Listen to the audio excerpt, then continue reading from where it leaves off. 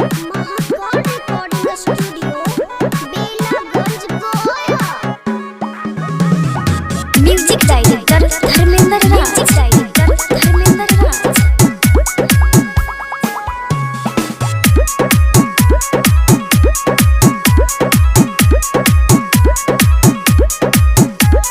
मदद मांगतिया अंश के मैया जनम बचाला ए पवन भैया, जनम बचाला ए पवन भैया।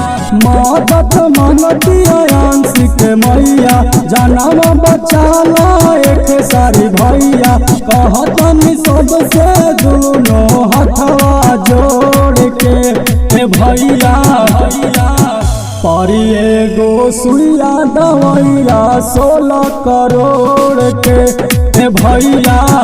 परी एगो सुइया दवैया 16 करोड़ के ए भैया।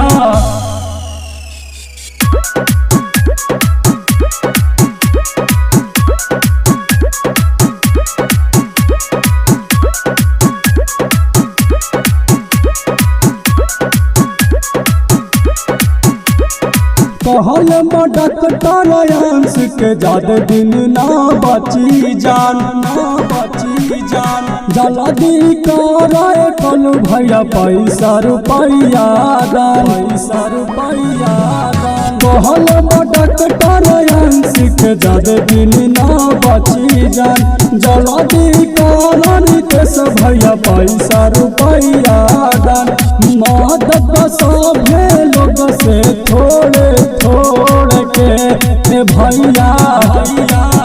परी एगो सुइया दवैया 16 करोड़ के ए भैया।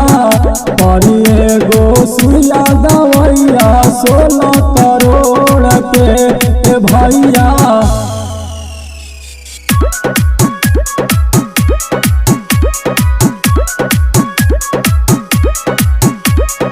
म्यूजिक डायरेक्टर धर्मेंद्र राज।